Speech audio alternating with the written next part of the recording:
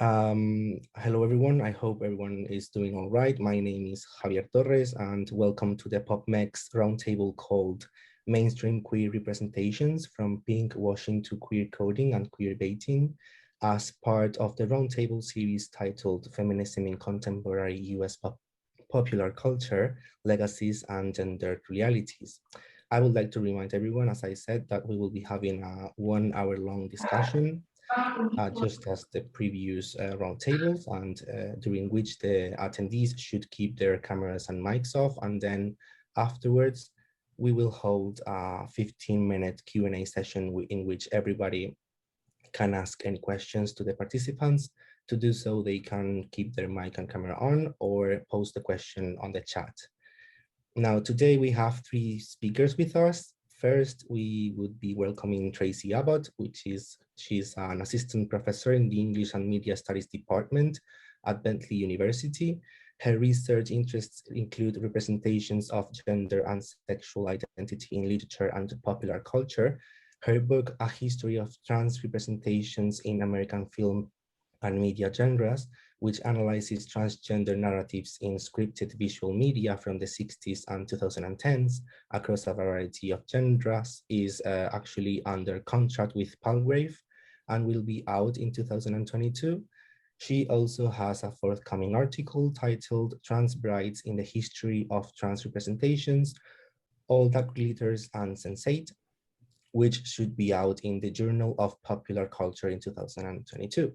Other research interests include LGBTQ pedagogy and expository writing. For the second speaker, we would be welcoming Erin Bell, who received her PhD from Wayne State University in Michigan. Her work has been published in Short Fiction and Theory and Practice, The Explicator, and Lilith, a feminist history journal. Among others, she has a contribution in recently published collections of essays about the BBC American program Orphan Black, as well as in a volume focused on Breaking Bad, for which she also served as co-editor. Bell is an assistant professor and the program director of English for the on-ground campuses of Baker College in Michigan. Her research interests include short fiction, women's writing, and popular culture. For the third speaker, we will be welcoming Lynne Joyrich. Is a professor of modern culture and media at Brown University, where she teaches courses in film and television studies, gender and sexuality studies, and cultural and critical theory. She is co-editor of the journal Camera Obscura and the author of Reviewing Reception, Television, Gender, and Postmodern Culture. Her pieces on film, television, convergent media, feminist theory, and queer theory have appeared in numerous journals, and such books as Inventing Film Studies, Logics of Television, Mad Men, Mad World, Modernity and Mass Culture, New Media, Old Media, Pedagogy, The Question of Impersonation, Postmodern After Images, Private Screenings, and Queer TV. Panelists, thank you so much for joining us today. This roundtable is aimed to discuss queer representation in popular culture and media, which has actually increased during the past decades. This shift in representation does not only imply the question of what does it mean to have positive representation of queer experiences and identities on screen, but also what are the consequences of negative representation for the community. Some of the different strategies identified could be, for example, pinkwashing, queer coding, and queerbaiting. Keeping in mind the feminist approach taken in these roundtables, the unfair representation of queer characters is part of our interest in gender studies as a whole. The overlap of not having a gender approach affects both representation of women and LGBTQ people. I would like to start the discussion by asking the following. Do you believe that, in fact, a shift has occurred in the representation of LGBTQ people and our experiences in media and popular culture? If so, would you say it is a positive or a negative shift?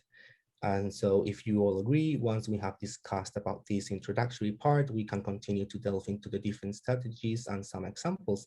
So any of you can take the floor. Thank you. I'm happy to jump in. Thank you.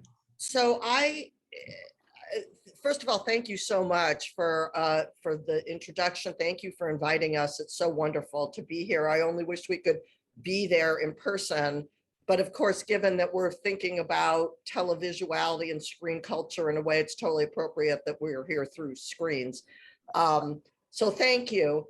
I think that question is very interesting. And I would say, of course, there have been shifts. And I think that, you know, in many ways, the shifts have really been wonderful. To some degree, I think those shifts have been, in a way, impeded by television, and that television does tend to be sort of a more mainstream media, right? And kind of addressing people in their domestic familial roles. And so sometimes but on the other hand, in some ways, some of the shifts have been, I think, produced by TV itself. So for example, you know, just as I was saying that television in some ways still, I think, is associated as a very familiar and indeed familial medium, you know, television also, I think, for example, started forming what we might call families of choice, you know, even long before that was a kind of demand from queer folks, right? You know, that in TV, it tends to sort of make families out of everything. So not only the nuclear family, but the family of friends, the happy, you know, news team family, the work family. So in a way opened up the possibility of thinking, you know, broadening that term, even, you know, in some ways it's always sort of a mix. It has its sort of mainstream elements and it opens things up. So I do think that there's been interesting shift, and certainly we see many more LGBTQIA plus characters and issues raised on TV now, which can be terrific. It's not only sort of subtextual now, these things can be addressed fully in the text. So this is all great. But I think within my own work, I also always, in a way, want to caution or just be careful about too much buying into a linear progress narrative, right? Like those were the old days, and now it just keeps getting better and better and better and more open. I think we want to analyze what's even at stake in that narrative. Why do we want to believe that? But I also think it's important to always remain sort of alert to what the specific formations are, right? And one thing I am always telling my students over and over and over again is that media forms, by definition, are mediated. So there's never going to be just, oh, this now captures what's really happening. This, you know, it's always going to be structured in particular ways with particular possibilities, but also particular pitfalls that we need to be alert to. So for instance, one of the things I'm working on now in a book I'm trying to work on about gender, sexuality, and race in the age of Trump is the way that television, I would argue, has constructed, you know, it has a particular sort of logic and kind of constructs, I would argue, the very terms through which we think, the frameworks through which we think. And I think that some of the logics that have been operative in, let's say, queer discourses are also operative in things like Trumpism, right? Which isn't to say they're the same thing. Obviously, they are not, right? And I wouldn't, but I think that there's a way in which sort of televisual discourses, for instance, of defining things through ever more specified identities, so that in TV you can market to identities, but that's sort of defining things through ever more specified identities, and often identities marked by affective investments that can then in TV turn into actual economic investments. That's, I think, been operative in right-wing politics as much as in progressive politics. And there's a way in which the sort of assertion of identity with affective intensity that produces a reality, right, is again, opens up possibilities. So the idea that sort of we can create ourselves, we can perform ourselves, we can shift the performativity, opens up possibilities. But that's also, in a way, exactly how Trump rose to fame, right? So that Trump could at the same time be someone who was constantly lying and not telling the truth, but yet marked to his followers as the most believable and real guy, because of the strength of his performance of identity as a kind of branded identity, the more he kind of fully performed himself and stayed on brand, the more real he became, regardless of whether this had anything to do with sort of, you know, what was going on in the world, right? So I think that there's certain possibilities that have emerged, like I said, through sort of performativity, through new affective connections, through new identifications. But those things also, that logic can also be used, you know, to kind of limit politics to nothing but, let's say, aggrieved identities.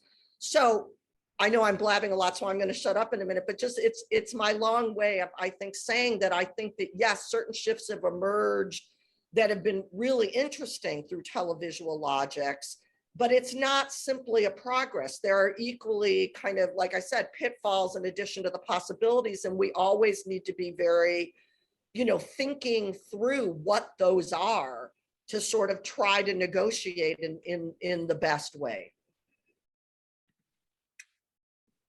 Amazing. I don't know how, do you want to jump in? I was just going to say that that I agree in the sense that part of what my book does is focus on not just main characters, but guest characters that replicate through certain genres. And that, to me, is also where some of the same problematized trans identities continue to appear, like crime genres, and medical dramas, honestly, too. And I think that it's also related in many ways to the same kind of sexualized and denigrating images of women, because the majority of these trans characters are trans women. And to me, then, it's also demonstrating a lack of progress, then, not just in LGBTQ characterization, but in the way that women are approached. So even though we have these amazing stories now being told, like Jean Smart just won for Hacks, that was just, you know, with an amazing, you know, her co-protagonist is a bi woman, who's millennial, like it's a great show, but at the same time, you know, it's appearing, you know, on HBO, say, or a network that people aren't necessarily watching. The same with Sense8, like that was an amazing show, and the numbers for that were very low. And so it's also kind of challenging sometimes to say we have these mainstream representations that just pop up continuously on the network, say, or in mainstream films, you know, like a Captain Marvel, is she queer, is she not queer? But the more nuanced, complex representations aren't being viewed. I mean, the Poses last season was very poorly viewed, for example, even though that was a very breakthrough TV series. And so my concerns too is that, is it actually following progress for LGBTQ and a more nuanced view of looking at gender as a whole? And that's what I find somewhat challenging, because there's just, you know, again, the non-mainstream stuff, this, you know, I teach translit, I show a lot of shorts, I show documentaries. There's some incredible things. Isabel Sandoval became one of the first trans directors in lingua franca. It's just an excellent film. It's very hard to get. You know, it's great that Netflix can pick these things up, but if it's not publicized, people aren't going to view it. And the only people who are going to view it are the people who are looking for it. Or it'll show up on, you know, if you're in your Netflix, if you're watching LGBTQ media. And so that becomes part of my concern, because in the States, we're having such a political pushback on LGBTQ rights that it's very problematic for me that we still have a demonstration of LGBTQ people is either only focused on their LGBTQ identity and their rights as if they're continually having to be negotiated, or for trans people in particular, even just addressing whether their identity is in question. I mean, that's just ridiculous that it remains a topic that apparently can be discussed, right, or debated in a narrative. And yet that's what's filtering down. We had more anti-LGBTQ bills proposed in state legislatures in 2021 so far than we have in decades.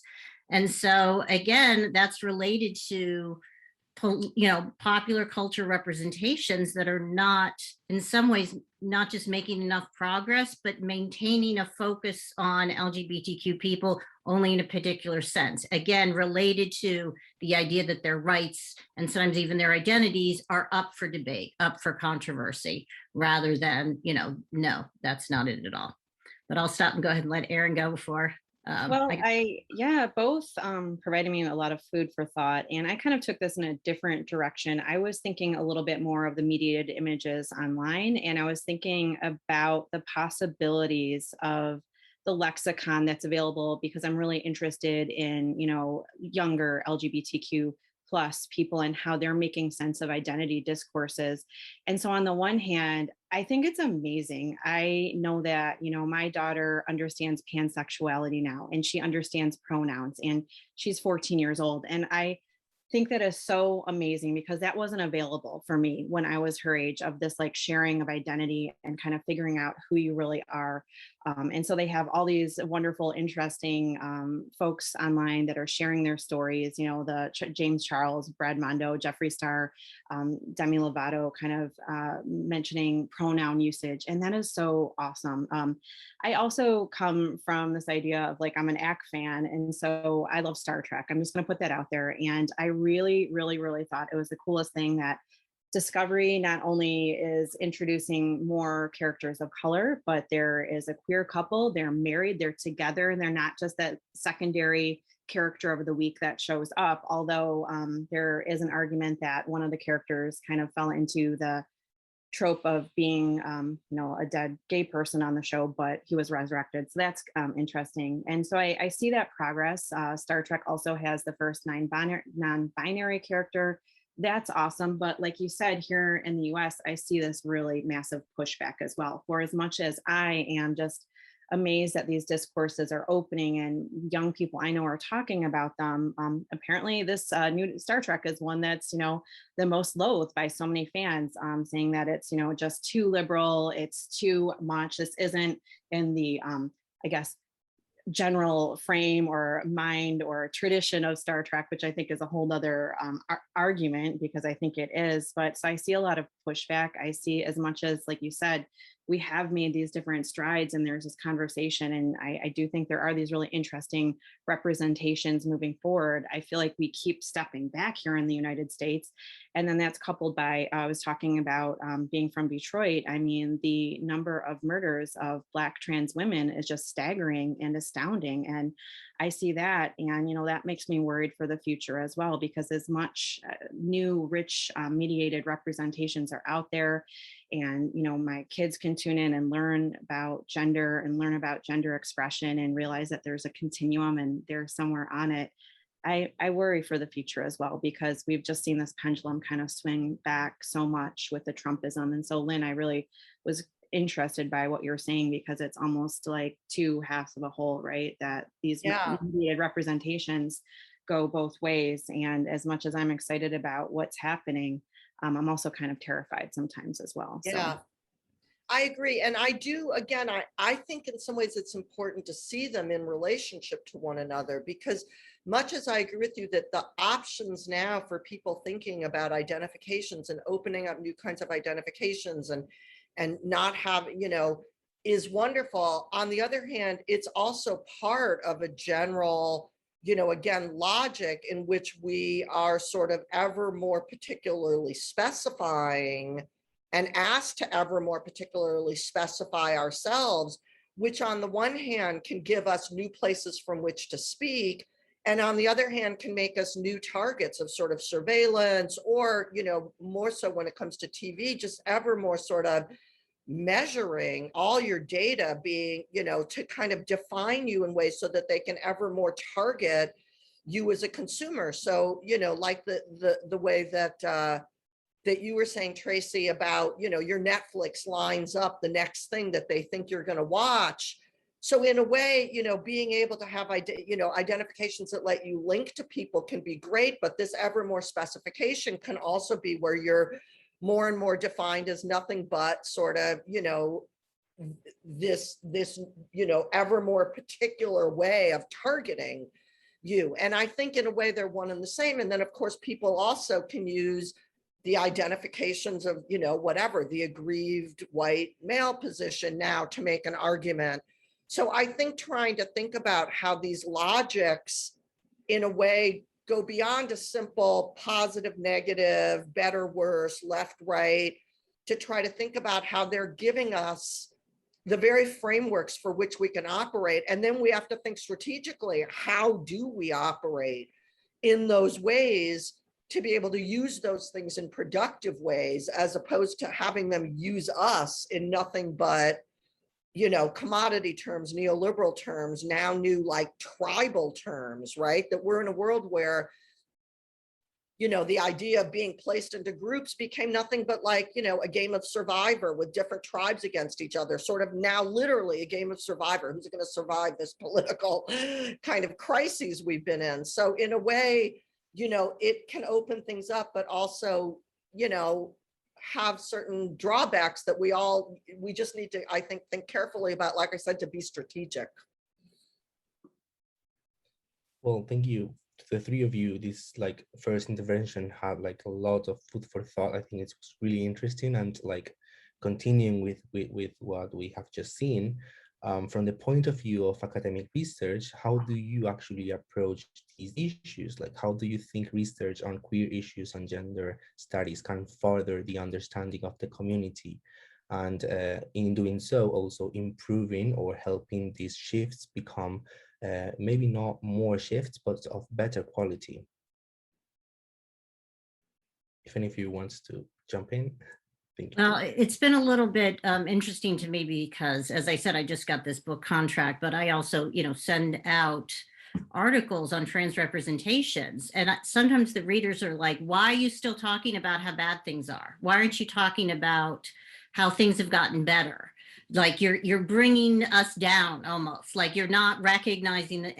And I said, you know, just like Lynne is saying, both things can be true, but also if we don't really parse, you know, homophobia and transphobia and recognize, in my opinion, especially elements of sexism and misogyny, then we're not going to be able to move forward and recognize how they play out. And it's very disturbing to me when readers in the community who are academic readers somehow think that talking about the negative is going to distract from the progress.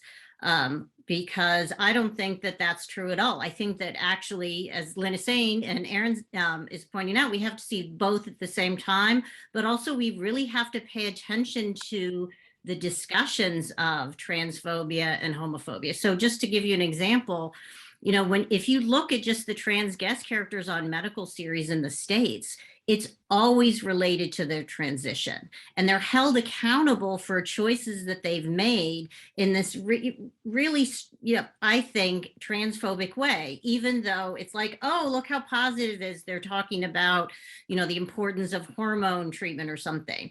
And if you look at it more carefully, it's like, no, once again, it's trying to hold them accountable and making it an either or they're endangering their life because they're taking these hormones or because they're choosing to medically transition.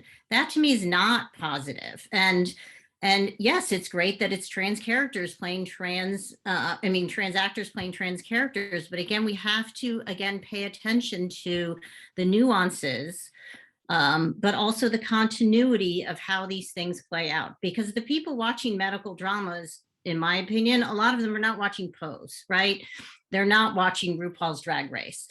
And so they're getting a very distorted view of trans people's identities, again, being up for debate or somehow being sort of, you know, a choice that they're making that is life or death situation. And I find that very distortive because it's not actually aligning trans identities with cis identities.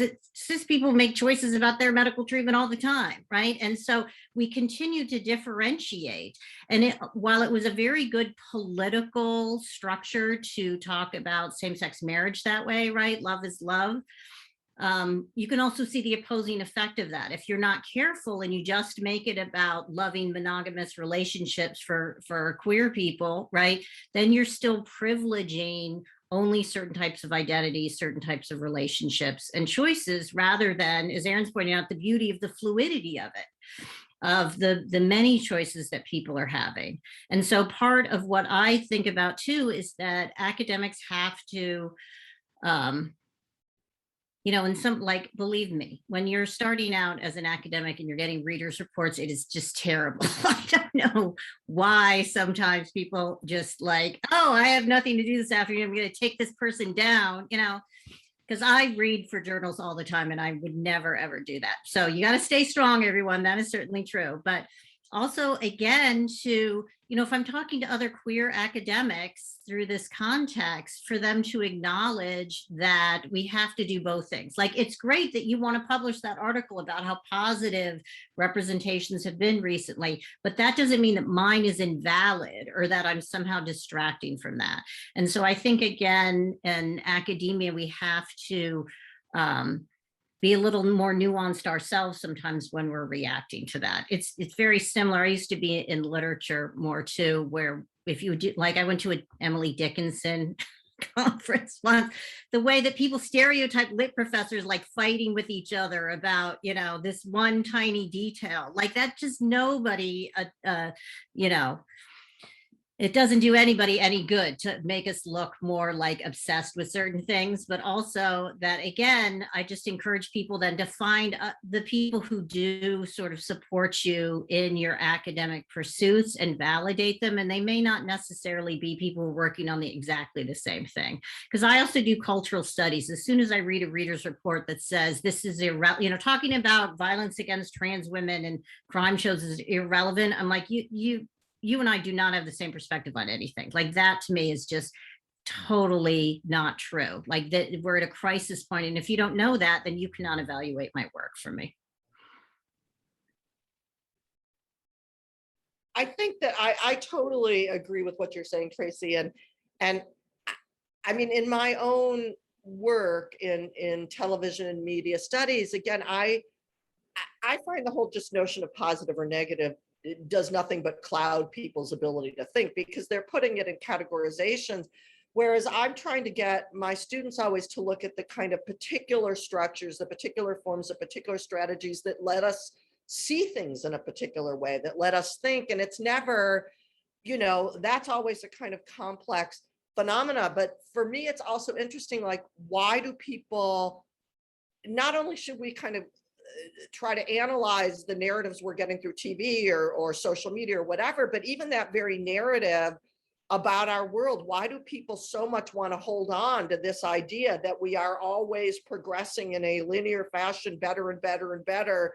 And if you call something, you know, oh, we need to attend to this, somehow you're breaking that narrative. Like, what's the very investment in even that view of sort of an endlessly, you know, that can then make us miss things that would help, you know? So I think that that's interesting. What are people's own investment in sort of academia, and what don't they see, or in these progress narratives, and what don't they see?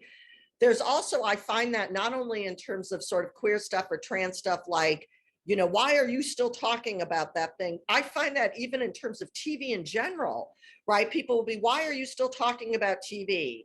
Right? Isn't it? And I have now this funny circumstance when I go and teach my classes in television studies, the students will all say to me, like, oh, nobody watches TV anymore. None of us watch TV. And yet every single TV text I mention, from the early days of whatever, I Love Lucy, through the latest thing, they have seen every single one of them, right? So there's a way in which, if they're not literally watching it on a TV set in their house, they disavow the fact that there's a kind of televisuality going on. So as for me, I feel like it's not that TV is over. In my analysis, TV has now taken over everything, right? That there's a way in which we now live in a world that's constantly organized through flows of images through screens coming at us constantly, where we get sort of, you know, again, caught in these either ongoing narratives or repeating narratives, but again, through these flow of screens all around us. televisuality and, you know, not only the form, but the form of monetization of that, how to commodify every minute of our time. Those are strategies from TV that now define, you know, in a world of convergence culture, are defining our general existence. So I feel like we totally live in a televisual world, but it is very funny that people will say the same thing. Why are you still talking about TV, right? Why are you still talking about these issues? And in a way, I feel like this is the air we breathe. We need to talk about these things. Well, both really eloquent answers, and I'm just really thrilled to be here with you both because I'm just like jotting down notes as you speak. Tracy, you actually gave me a bad flashback to a conference I attended one time where I, again, graduate school days, attempted to bring queer theory to Jack Kerouac's On the Road, which I thought was a sound reading.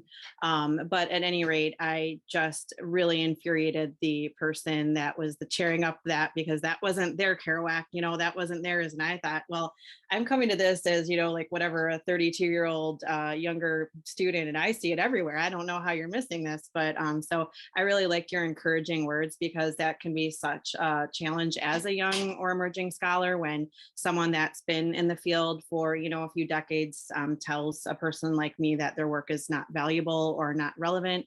So I really appreciated you talking about that. And I do agree. I mean, I don't have much to add because you both gave such awesome sort of responses to that, but just, I guess, yes, I love that idea of like the televisual and that everything we're doing is mediated by screens. And so that is, again, how we're making sense of the world. So it seems very odd to me that people are trying to offer a sort of different reading of that. And I think as far as my own research, something that's really important to me, obviously I work in more of like a community college setting, but when I'm thinking about research too, I'm thinking about pedagogy, which I know you've both written about as well, and bringing some of these ideas and concepts and narratives, like you were just saying, to your students, because I think that's where I can really affect the most change, like on the ground, right? That like, I'm really excited when, you know, I'm possibly approaching another chapter or a journal article. I'm not as established as the other scholars here, but I think that's really exciting. But what I really like is when I can have a meaningful conversation with my students who haven't quite realized what's happening, right? I was thinking of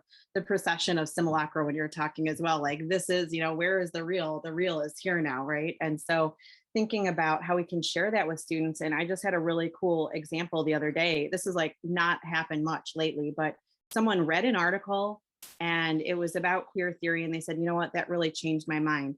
I saw things differently. I had never thought of this or this. And so as an educator, I just thought that was really a great moment to have a young student that read an article, and then it kind of like made them start to see things in a different way, to be critical of some of those images they see on television, to be a little more critical about some of the latent homophobic or transphobic messages that are out there. So because I do work at more of a career college, that's a lot of times when I'm thinking of that. So I really like when you're talking about your students, Lynn, and thinking about how we can kind of reach them, but also Tracy, just thank you for that note, because I know that can be really a challenge sometimes for early stage scholars.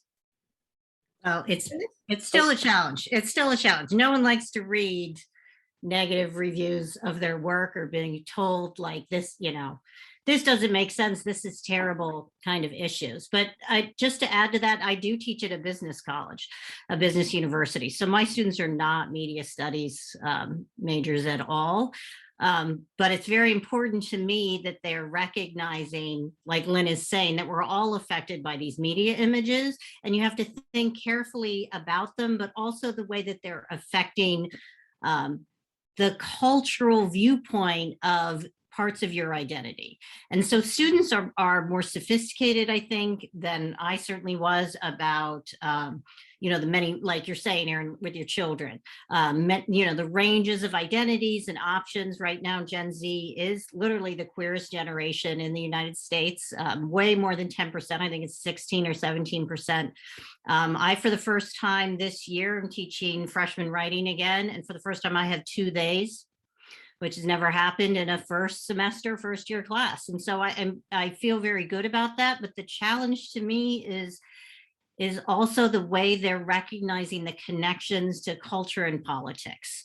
I get very concerned the way that when students, my students move into the job market, there's a lot of corporations and companies that are now moving students around the country. And for LGBTQ students or women, that has a very different impact where you are. And they, you know, I teach more at a regional school like you, Eric, you know, so I have a lot of like mid-Atlantic and New England students who have no idea that they could go somewhere and be fired for being gay, or if someone finds out they're trans, they could be fired without repercussions. And it's very, very dangerous to me. Never mind right now, well, not never mind, but the reproductive rights issue. I mean, that really threw, I would say that, you know, the 2016 election threw a lot of my students just out of kilter. It had never occurred to them that their government would not be supporting them in all these ways, but it was mainly white women, honestly, heterosexual white women, students of color, queer students, they were all used to that.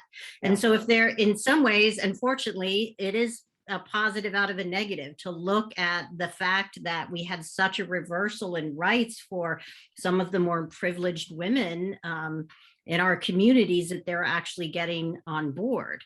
But it's sexism to me that is still hidden in many ways in the homophobia and the transphobia that is challenging for my students to identify. They still live in a world where they believe that women have made incredible progress. They see Kamala Harris, they think everything is great.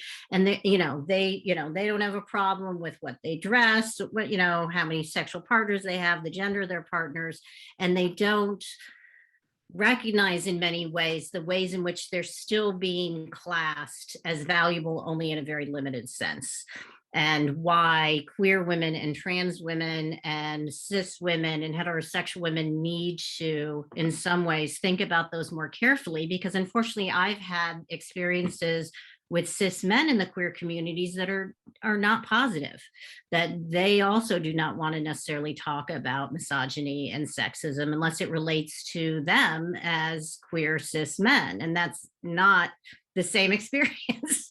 You know, yes, it does affect you, but it's not the same experience. And so I think, again, when you're talking about trans women of color in particular, they are just incredibly, incredibly vulnerable. And I find it somewhat disturbing. For example, I show my students a documentary about sexual assault of trans women of color in prison that has not made it really into either the Black Lives Matter or the Me Too movement rhetoric at all. Like it's almost completely dismissed. And yet, if you look at the statistics, it's horrifying. Like it's just absolutely terrible.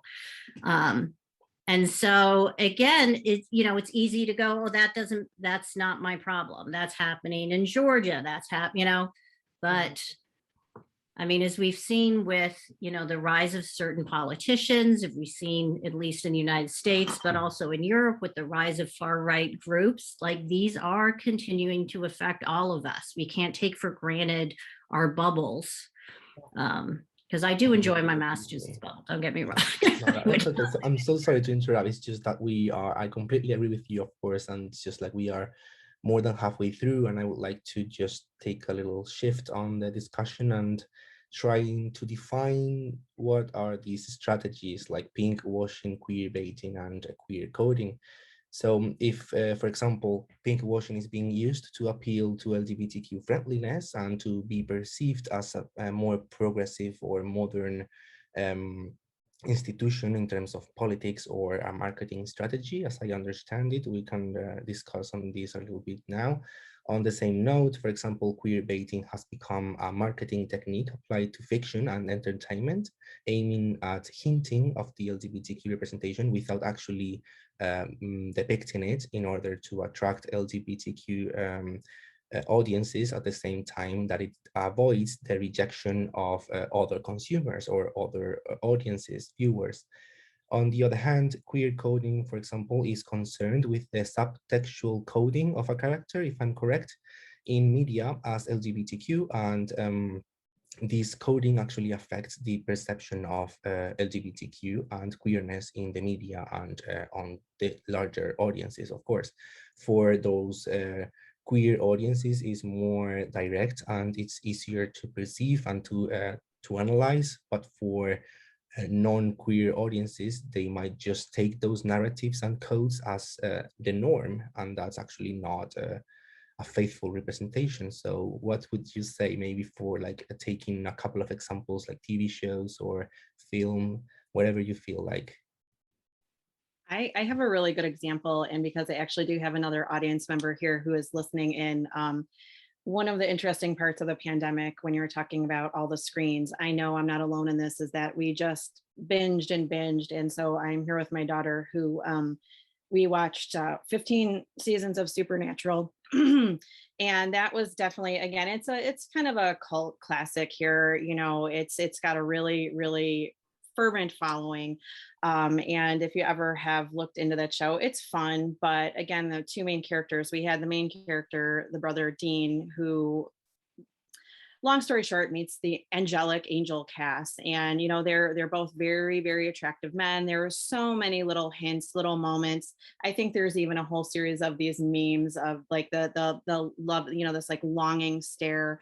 The fans were there for it. You know, the fans really were reading into it. And so again, it's a little bit risky because on the one point, I feel like that does tie up with like, you know, capitalistic endeavors, because we're getting people to watch a show, we're here for this relationship, but it never really came into fruition. And I think that's dangerous again, because on the one hand, it seemed like it could, it was there, we're hinting at it, the signs are everywhere, but at the same time, nothing ever came of it. And in fact, a lot of people were really upset, a lot of the fans and the fandoms, again, these folks watching the show, that the character cast that was the, you know, supposed love interest wasn't even in the very final episode. So there wasn't like a sort of a meaningful exchange.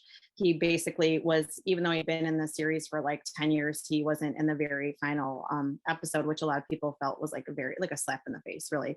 And people were really passionate about that. It's just funny, as I was preparing for this talk as well, I was just in my local town, and we, again, tying up this idea of pinkwashing and queer coding. I mean, I went to the pharmacy and there was like, oh, we support LGBTQ plus. I saw a bottle of wine. It was, you know, and so it had the rainbow flag on it. And then I saw another product that's like, I don't know if these companies are really, you know, supportive of queer rights or women's rights or trans rights, but it's a great marketing tool, right? And last one was just Disney and Marvel, and you know, teasing this idea again. If you're watching Loki, I do watch a lot of television for my research, but this idea that Loki was bisexual, and really hyped that up and really made a huge deal about it. It boiled down to, you know, one line that was like, you know, oh, a bit of both. I enjoy a bit of both. I'm sure you did as well. And it was like one line, and you know, everyone, I was like really anticipating that we were going to see some interesting character development.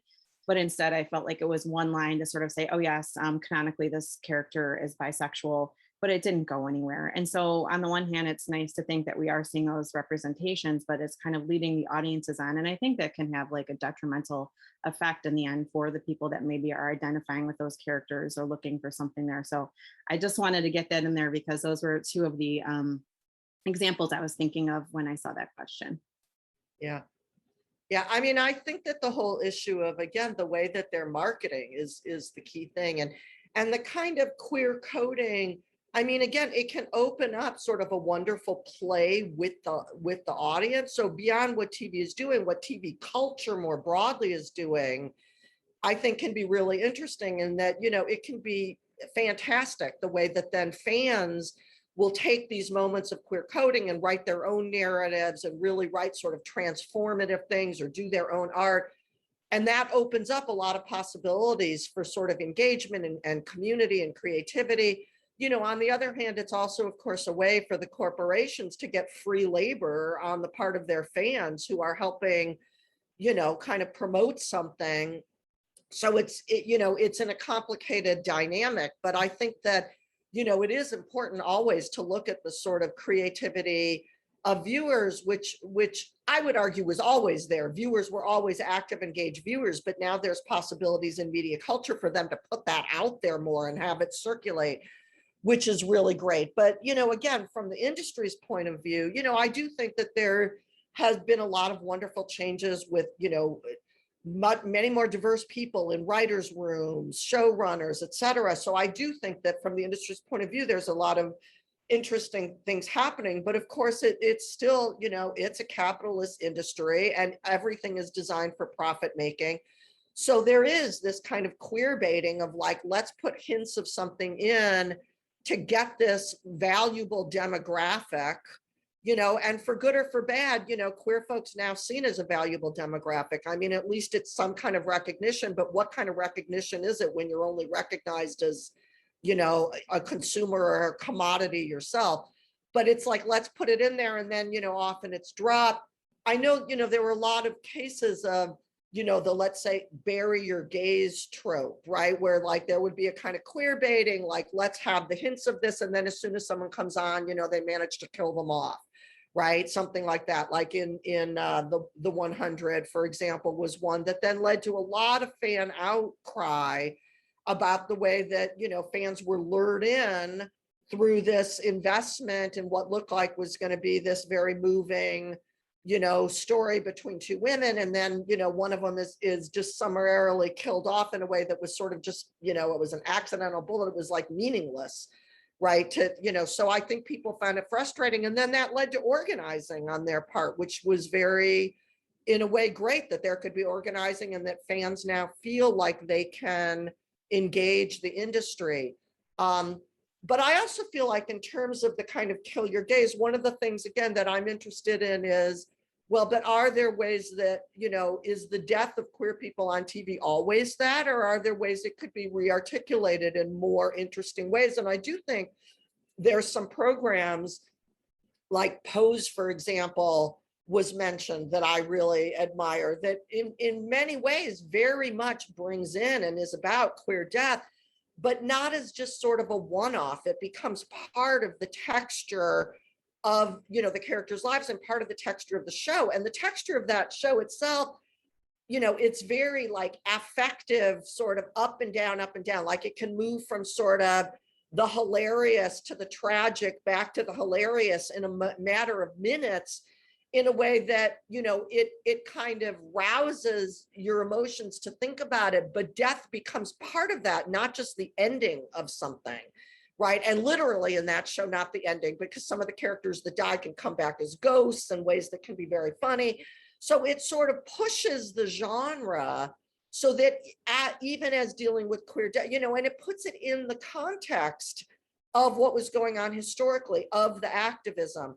I feel like there have been other shows, you know, the show, for example, Vita, I don't know if people have seen, the whole premise starts through the death of a character, and then what that then gives rise to in the relationships for all of the other characters, right? And not just on a personal level, but even on a community level, because it ends up also being the death of a character who was hiding the fact that she was in a lesbian relationship from her own daughters. And then what does that secret emerging allow that affects the daughter's relationship? But it's also very much about the death or maybe rebirth of a whole neighborhood dealing with gentrification.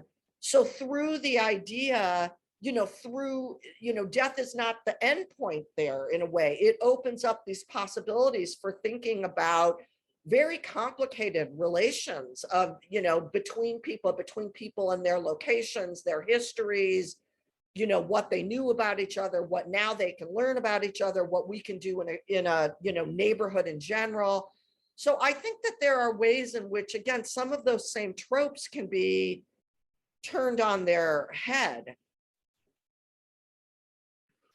Well, I do think that the discussion of queer baiting and coding has been very fruitful, because my students, for example, don't really recognize the way that industry standards work. So to go back to Star Trek, for example, right, John Cho did point out that there was supposed to be a kiss between him and his same-sex partner that was taken out. But I also pointed out to my students, you know, the reunion scene was so short, they can edit that when they send the film overseas. Like, it's not integrated into the plot at all.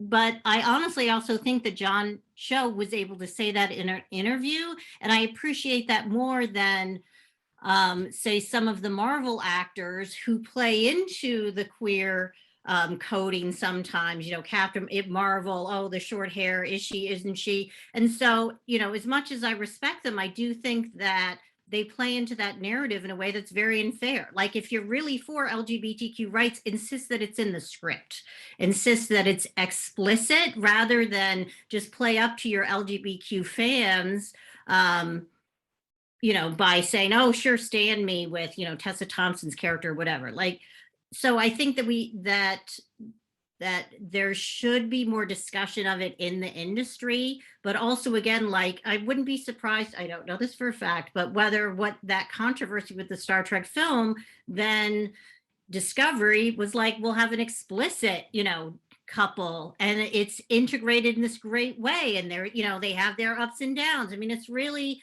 a nice way to integrate it as not just about a same-sex couple and, oh, look, you know, like that. So I have to say that at least the press is paying attention to it. It's not just social media or a certain type of social media, that is. But I would like to see more, not just LGBTQ actors, because John Cho is not, just speak out about that as well. Like, that they are acknowledging that things are being cut, things are being taken out, things are being toned down, that they themselves don't have a problem with, that they want to see as well. And so we do need more people behind the scenes, I think, talking about it, not just LGBTQ showrunners and writers, although that's very helpful. But Ryan Murphy, you know, has done both really positive things and really negative things. Like, for a trans scholar, I have very conflicted views about him, because his trans characters are really not, you know, until he got to Pose, were really not great, even in American Horror Story. But his LGBTQ other characters, you know, he's done amazing things just beyond the pale. But we shouldn't have to wait for one person, right? We shouldn't have to wait for the one, you know, Shonda Rhimes, I think, has done a lot of really great positive LGBTQ, and she just did it. She didn't ask anyone's permission. She defended it. She took down people who thought that it shouldn't be explicit gay men on television, in a way that I think is very powerful, and also speaks to how all showrunners should be paying attention to more nuanced, more diverse characters. Thank you to the three of you for this wonderful discussion. And if we don't have any more examples, I would like to give the floor to our attendees. If they have any questions, they can raise their hands and post the question themselves with their cameras and microphones on, or they can also use the chat if they do not feel comfortable using the mic and the camera.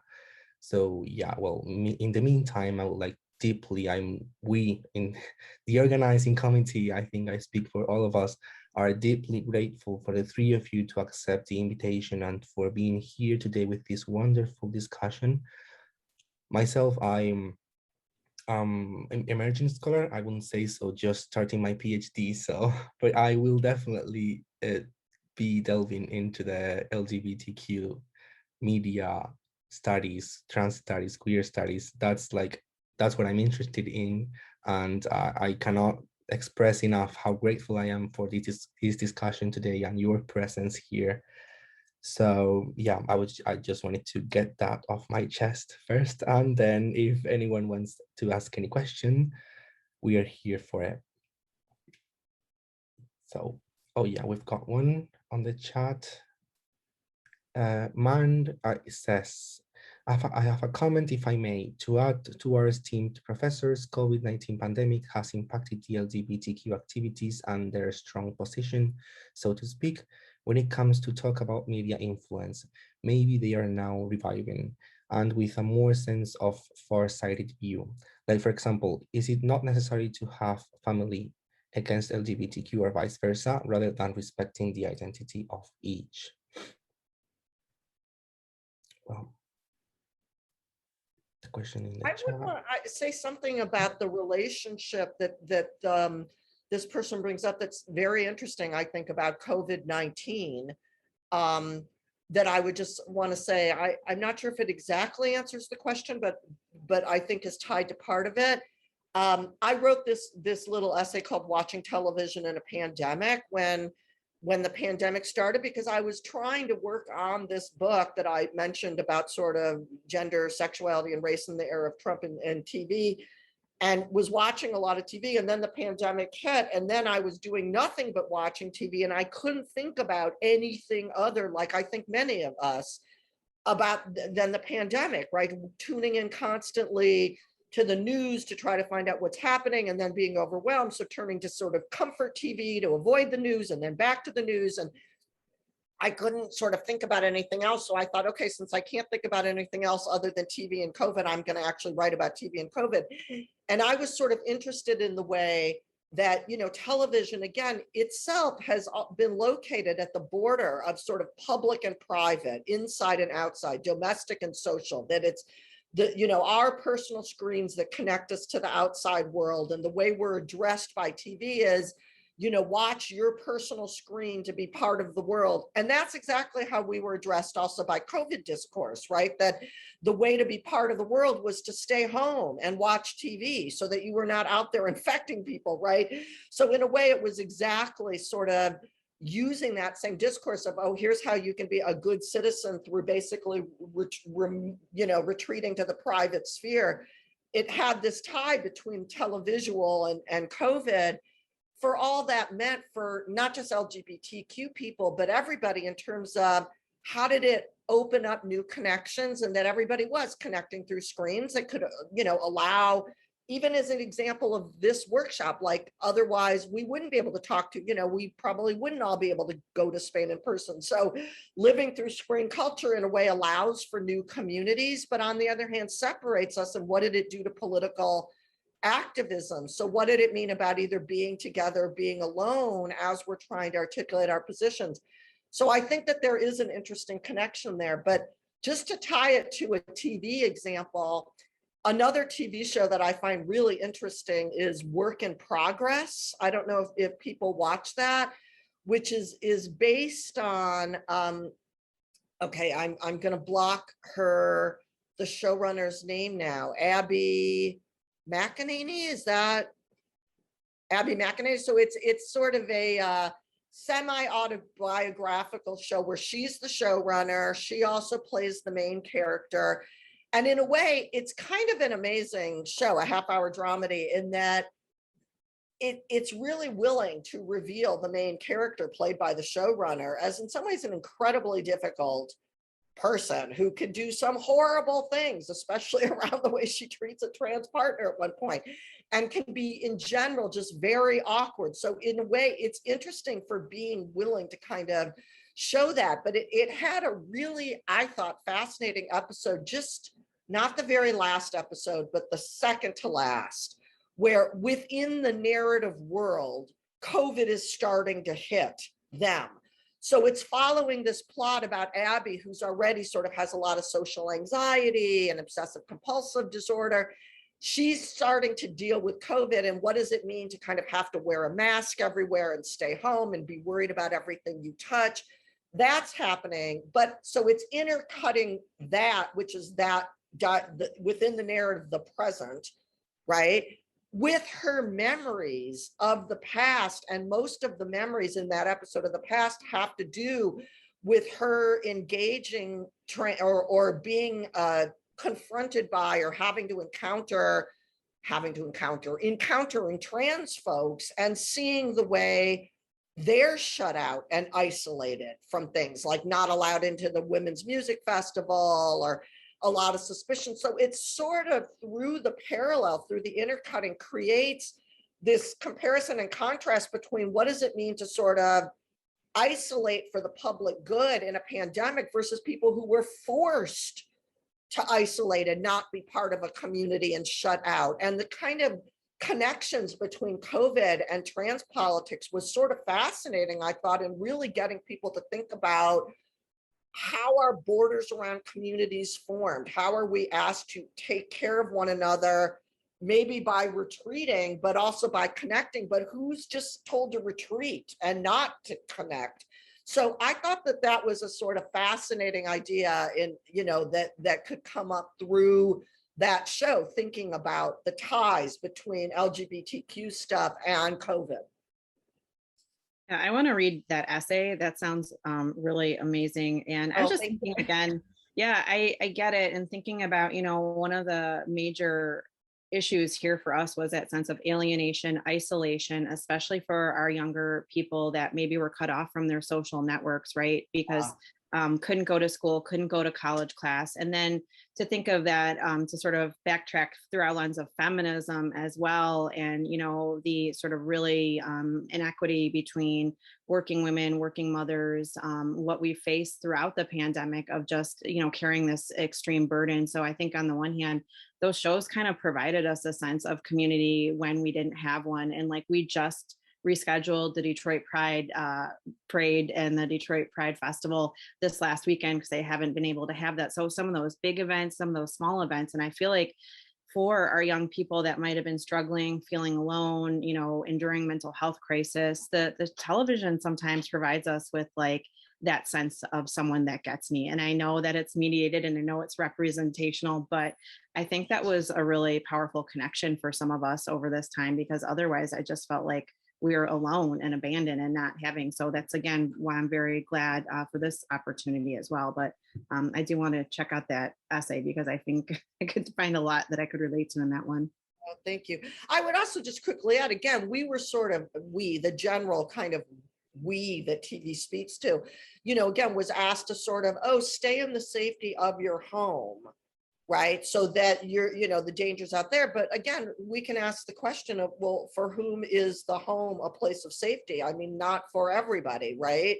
And, what are the risks of that? So again, the fact that it put, women at risk of domestic violence and more risk, or trans kids, or, so again, the way that those boundaries of what counted as sort of safe inside versus unsafe outside, or and how TV mediated them, I think is really important to think about.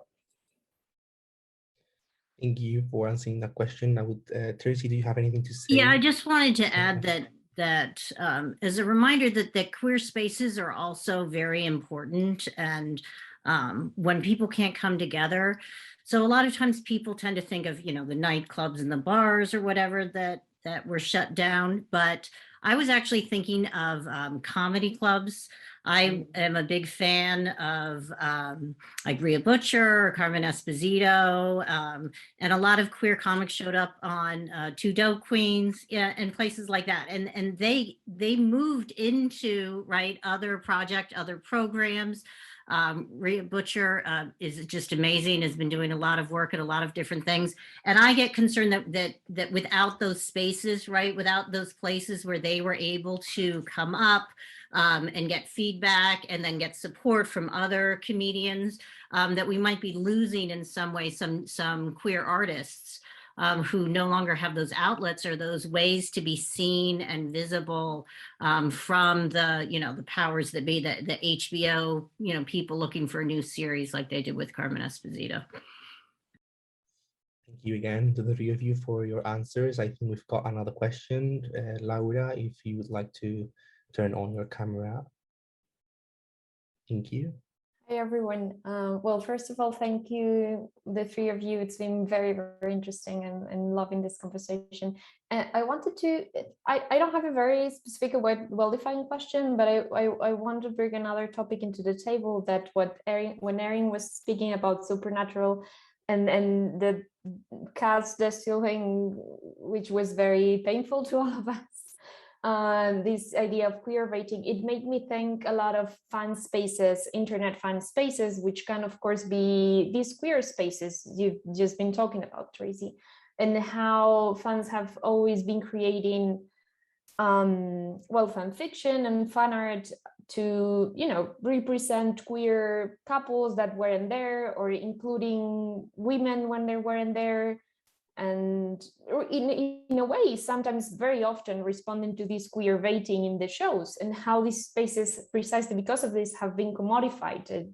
The example of Supernatural is very prominent, how they knew the creators of the show, and the same with BBC Sherlock. This was also very evident in that. They know that these fans are creating this content, and they keep on building on the queerbaiting and exaggerating it, because it's literally baiting people into creating more content in their what should have been marginal spaces, in the good sense of being marginal. So I was just wondering if you had any thoughts on these, say, fan spaces as queer spaces, or fans as creators, and the commodification of that creations. I personally think slash fiction is amazing. I think it's really, I have always loved queer studies because of the queer element, like the queering of something that you can take as an alternative. And I feel like I'm on the lookout for it all the time. When my children were small, you know, watching Sesame Street, and they'd be like, I think that's a gender non-conforming character. Like, I don't care what everyone says. But at the same time, it is, I do feel like sometimes it's unfair that it's monetized, as Lynne was saying, and the corporations get to benefit from that in a different way. But I also just personally believe it does, like, I was totally unaware of the slash fiction Marvel universe until I went to this panel on it. And it's just so innovative and exciting for the fans. And so it also, for me, does play a role in how, you know, creating spaces for ourselves is really important, and calling for, like, because that does lead for calling for change. Like, they do have to acknowledge. I mean, there was a big protest, particular point about, you know, is James Bond ever going to be, you know, Idris Elba, right? You know, is John Cho ever going to play a romantic lead? And that was fan generated. Those were people saying, this is what we want. This is what we want to see. So I do hope that it does have an influence. Unfortunately, it does have to be monetized sometimes before that happens, but I still think it is a type of activism. It's a way to call for change and to say, I didn't see this in the original, and I'm going to add myself and my identity and my desires into it.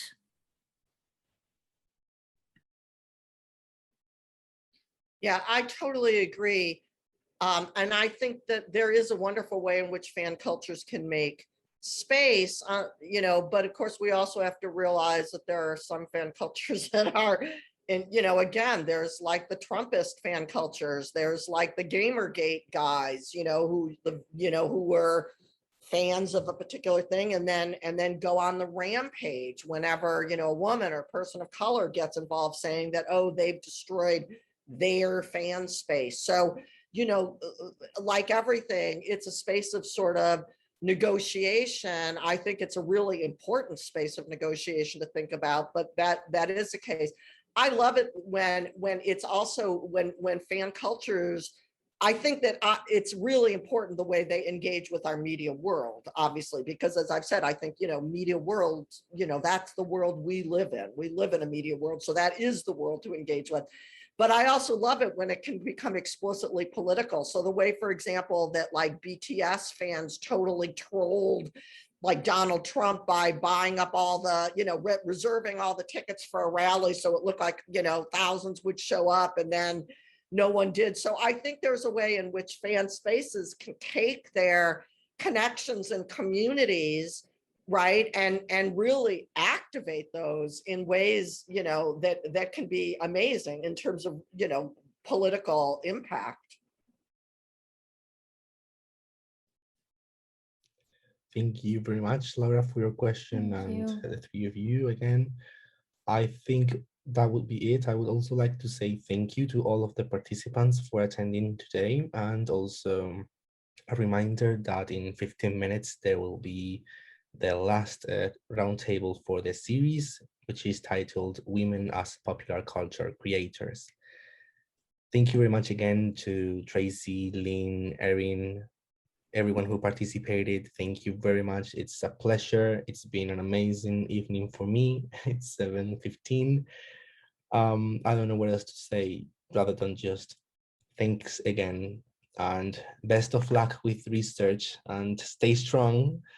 We have to make it happen. This cannot stop, and the shifts will keep coming, and we have to make sure that those shifts keep a good quality and that they include all of us. And yeah, so thanks. Thank you. Thank you so much. It was a pleasure to end on, Javier. Thank you. Thanks again. It was a great talk, and I enjoyed meeting you all. Thank you so much. Thank you.